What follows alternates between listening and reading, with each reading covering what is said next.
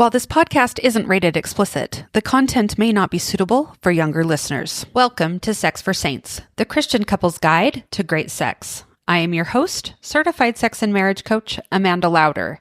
This is episode 382, The Difference Between Sex Drive and Sexual Desire.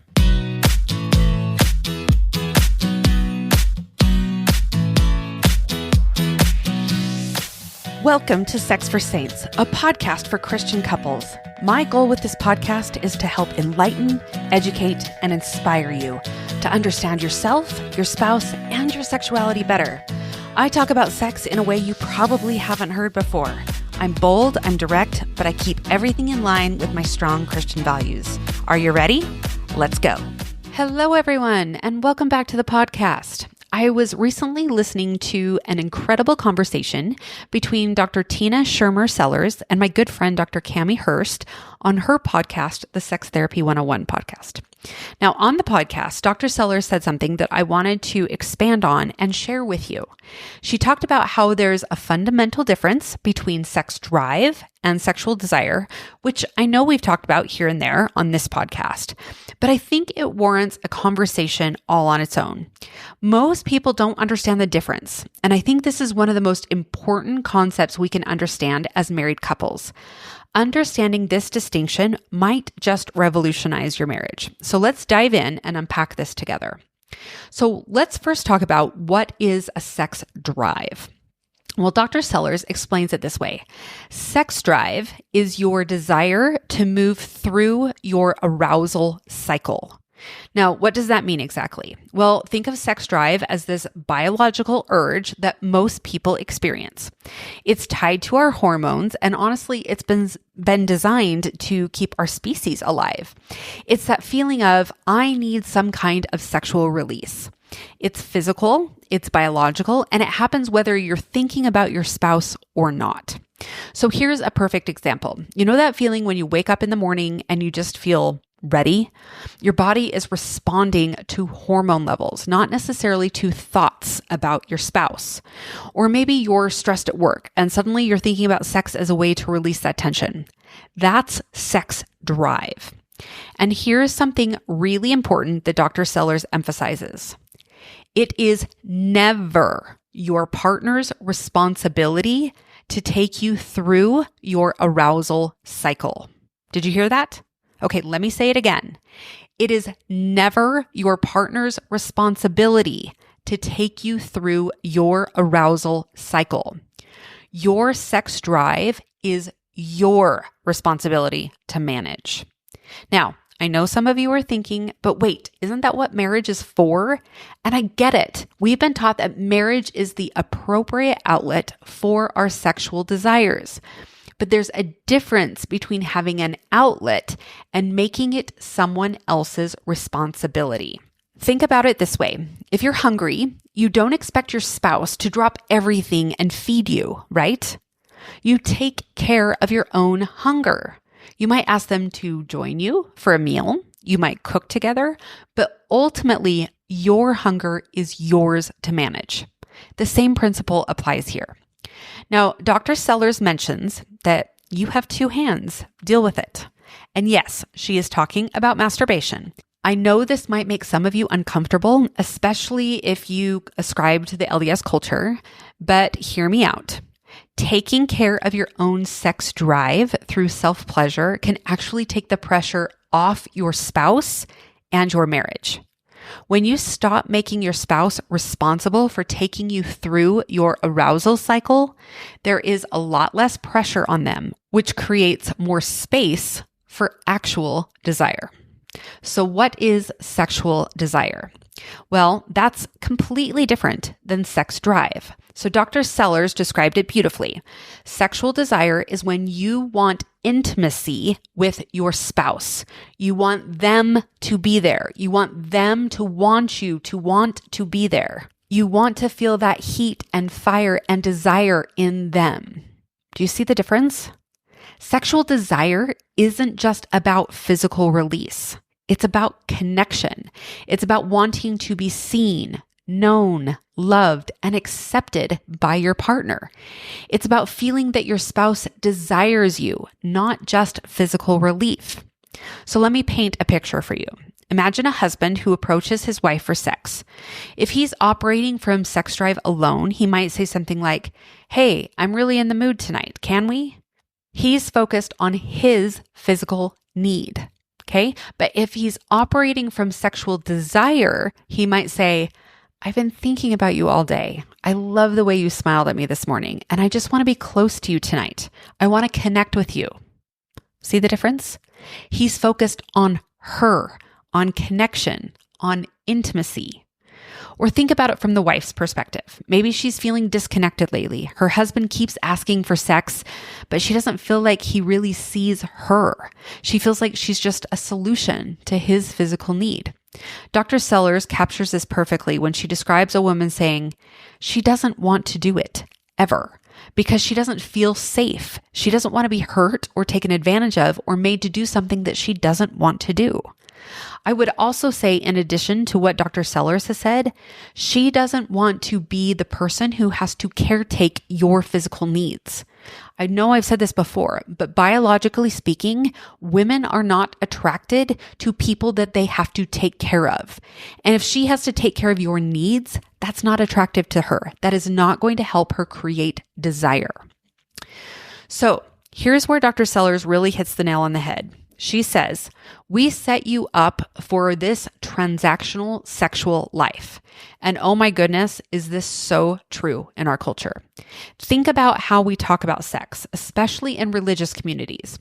We often frame it as an obligation, a duty, something you owe your spouse. Be available to your husband. Don't deprive each other. He has needs. We've created this transactional system where sex becomes something you give or receive rather than something that you experience together. And here's something that often happens. Many women have been conditioned to interpret their husband's sexual interest as neediness or pressure, when it might actually be genuine desire. Because of how we've been taught to think about male sexuality, we often see a husband's approach as he's being needy again instead of he desires me. Ladies, if your husband is approaching you sexually, try asking yourself if he's expressing a biological need that he wants you to help take care of, or is he actually desiring connection? And then communicate about it.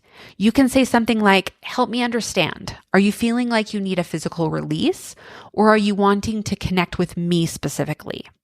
This kind of conversation can help both of you understand what's really happening. I see this all the time in my coaching. Couples come to me and they're basically keeping score. I gave him sex on Tuesday, so he should be good until the weekend. Or she hasn't wanted to be intimate in 2 weeks. What's wrong with her? But here's the thing.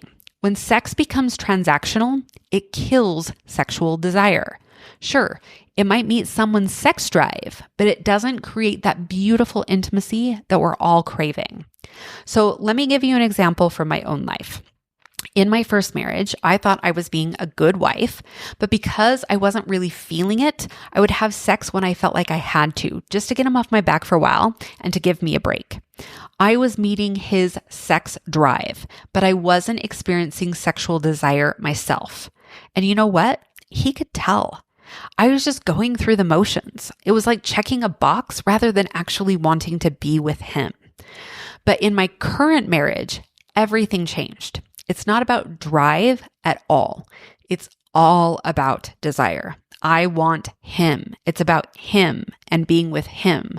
That's why sex always sounds like a good idea to me now, because it's about the two of us connecting, not about filling some biological need. So when you understand this difference, when you experience sexual desire for your specific partner, rather than just managing sex drive, it transforms everything. Dr. Sellers said something else that was so beautiful. She said, you want to be seen, known, loved, and accepted by your partner. That's intimacy. We have a human desire for intimacy, and our hands are never going to get us there. This is really important. Your sex drive can be managed on your own, but sexual desire True intimacy requires both of you. It requires vulnerability, connection, emotional safety, and mutual desire. Think about the most amazing intimate experiences you've had with your spouse. I'm willing to bet it wasn't just about the physical act. It was about feeling completely connected, completely desired, completely safe with each other. That's what sexual desire creates. It creates intimacy. And here's the beautiful part. Together as a couple, you can get there. You can learn to create this kind of intimacy with each other. If you're anything like the couples I work with, you love each other, but sometimes it feels like you're missing each other. Whether it's miscommunication, intimacy struggles, or just feeling like roommates instead of lovers, it doesn't have to stay that way. That's where couples coaching comes in. I've recently added more flexible options for coaching. So whether you're looking for just a few sessions to work through something specific, or you're ready for a deeper dive, there's now a package that fits your needs and your schedule. Consultations for fall are now open, and this is the perfect time to get the support your relationship deserves. But don't wait. My calendar fills up quickly, and once spots are gone, they're gone. In coaching, we create a space for both of you to feel seen, heard, and understood. You'll learn how to communicate better, reconnect emotionally, and build a sexual relationship that feels safe, exciting, and meaningful for both of you. So if you've been thinking about coaching, or even if you've looked into it before, head to amandalauder.com/couples to learn more and grab your spot. Your marriage is worth it. So Dr. Sellers acknowledges that it takes a lot of different kinds of skills, and we did not give them to you as a culture. It's our fault. But then she offers hope. We can teach you to have this with each other. So what are these skills? Well, they're not the skills we usually think about when we think about sex. They're things like learning to communicate about your desires without shame, understanding your own body and arousal patterns, creating emotional safety in your relationship, practicing vulnerability and emotional intimacy, learning to be present with each other, understanding the difference between pressure and invitation, and developing the ability to say yes from desire rather than obligation. And here's the thing. These skills can absolutely be learned. This is actually a lot of what I work on with my couples clients and individuals as well. When couples come to me, they're often stuck in these patterns of transactional sex, and we work together to build new skills for creating genuine desire and intimacy. I see it happen all the time. A couple will come in feeling disconnected. Maybe one person feels constantly rejected, the other feels constantly pressured. But as we work on these communication skills, as they learn to create safety for each other, as they understand the difference between drive and desire, everything starts to shift. One of my clients recently told me, I finally understand what you mean about desire. For the first time in years, I actually wanted to be with my husband, not because I felt like I should, but because I genuinely desired him. That's what these skills can create. So let me give you a practical example. Instead of saying, do you want to have sex tonight? Try saying, I've been thinking about how beautiful you are, and I'd love to spend some intimate time together if you're interested. Would that feel good for you right now? See how the second approach creates space for both sex drive and desire? It acknowledges your interest while inviting connection and considering their desires. So, how do we apply this to our marriages? Well, here are some things to consider. First, take responsibility for your own sex drive. If you're feeling that biological urge, don't automatically expect your spouse to take care of it. Ask yourself, am I actually desiring intimacy with my partner, or am I just wanting a physical release? Now, this doesn't mean you can't or shouldn't approach your spouse, but be honest about what you're experiencing and focus on building connection along the way. For example, instead of just saying, I'm really horny, can we have sex? Try something like, I'm feeling really attracted to you right now, and I'd love to connect with you. I'm also feeling some physical desire, and I want to be honest about that. Would you be interested in spending some intimate time together? And if not tonight, that's okay. Maybe we could just cuddle and connect. See the difference? You're being honest about your physical state, but you're also focusing on connection and giving them the genuine choice without pressure. Second, focus on building sexual desire through connection. Spend time really seeing your spouse. Notice them, appreciate them, create emotional intimacy throughout the day, not just when you want to be physical. Third, have honest conversations about this with your spouse. Share what you've learned. Talk about the difference between feeling used versus feeling desired. And finally, be patient with yourselves. Dr. Sellers is right. Our culture hasn't taught us these skills. We're all learning this together. So ladies, I want to speak to you for a moment. If you've been feeling like your husband only wants you for sex, or if you've been going through the motions out of duty, I want you to know that your feelings are valid. You deserve to feel desired, not just used. But I also want you to understand that your husband's sex drive isn't inherently bad or selfish. It's biological. The key is helping him understand the difference between drive and desire, and teaching him how to approach you in a way that creates desire rather than obligation. And here's something I want you to really think about. We need to examine our own conditioning around sex too. Sometimes we've been so trained to see male sexuality as demanding or needy that we automatically interpret our husband's advances as pressure, even when he might genuinely be expressing desire for us specifically. Ask yourself, when your husband approaches you sexually, are you immediately thinking, here we go again, he wants something from me? Or are you open to the possibility that he's saying, I want you. I desire connection with you. Now, our conditioning matters here. If we want to create more intimacy and connection in our marriages, we have to be willing to examine how we're interpreting and responding to our husband's expressions of desire. Sometimes what we're calling neediness might actually be his way of saying he loves us and wants to be close to us. Now, a word to the husbands. I know this might be challenging to hear, but your wife is not responsible for managing your sex drive. She's not a solution to your biological urges. But here's the beautiful part. She can be your partner in creating incredible sexual desire and intimacy. Focus on her, see her, desire her, not just the physical release. Create safety for her in how you respond to that biological desire. If she is unable or unwilling to take you through your arousal pattern, don't turn to porn or start fantasizing about other women. That does not create safety for her and will actually kill her desire. Show her that you want her heart, her mind, her whole self, not just her body. So, I hope this has been eye-opening for you. Understand the difference between sex drive and sexual desire can absolutely transform your marriage. It can move you from transactional sex to true intimacy. Remember, sex drive is about your individual arousal cycle, and that's your responsibility to manage. Sexual desire is about intimacy, connection, and mutual longing, and that's something beautiful you can create together.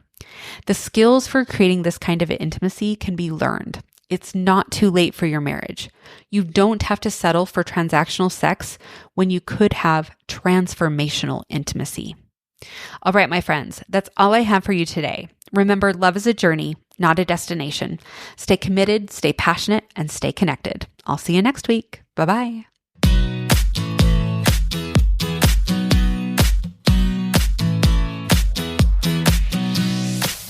Like what you're hearing on this podcast? Make sure you hit subscribe so you don't miss a single episode. Don't forget to leave me a review and share it with your friends.